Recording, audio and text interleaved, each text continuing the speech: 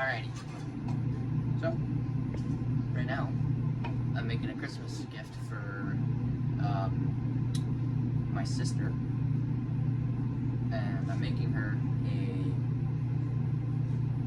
jewelry box completely made of scrap wood. Still really good wood to use, it's just out of pallets. I already stripped the pallets. I cut some pieces.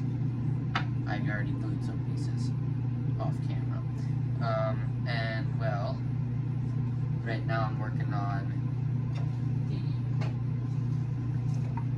the actual dividers themselves for all her different earrings, bracelets, rings, whatever.